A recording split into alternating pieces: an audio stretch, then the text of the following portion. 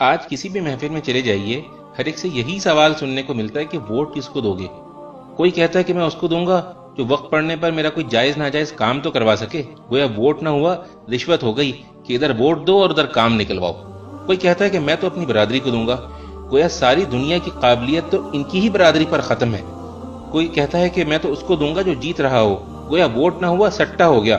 کوئی کہتا ہے کہ سسٹم ہی ٹھیک نہیں، میں تو ووٹ ڈالوں گا ہی نہیں، گویا آپ کے ووٹ نہ ڈالنے سے تو سب ٹھیک ہو جائے گا نا۔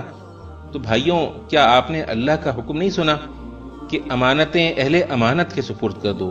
ووٹ ایسے ایماندار آدمی کو دینا چاہیے جس کے حوالے آپ اپنے گھر کی چابیاں بھی کر سکیں۔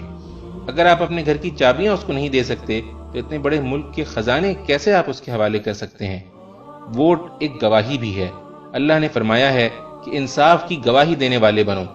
جس شخص کے حق میں آپ ووٹ ڈالتے ہیں تو در حقیقت آپ اس بات کی گواہی دیتے ہیں کہ وہ امانت، دیانت اور حکومت کے امور چلانے کی قابلیت رکھتا ہے۔ اور ووٹ نہ ڈالنے والے وہ بھی اللہ کے اس فرمان کو یاد رکھیں کہ اس شخص سے بڑا ظالم اور کون ہوگا جس کے ذمے اللہ کی طرف سے گواہی ہو اور وہ اسے چھپائے۔ پھر سنیں میرے بھائی، ووٹ ایک سفارش بھی ہے۔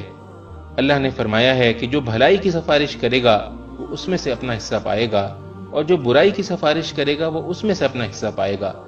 آپ کے ووٹ سے جو جیتے گا، آپ کی برادری کا ہو یا نہ ہو، اور ملک میں اچھے کام کرے گا، اس میں آپ کا بھی اجر ہوگا، اور اگر وہ برے کام کرے گا تو اس کے گناہ میں آپ بھی برابر کے شریک ہوں گے۔ اس لیے ووٹ صحیح آدمی کو دینا، غلط آدمی کو ووٹ دے کر اپنی آخرت برباد نہ کر لینا، کیونکہ رسول اللہ صلی اللہ علیہ وسلم نے فرمایا، روز قیامت وہ شخص سب سے زیادہ خسارے میں ہوگا جو دوسرے کی دنیا کے لیے اپنی آخرت کھو بیٹھے۔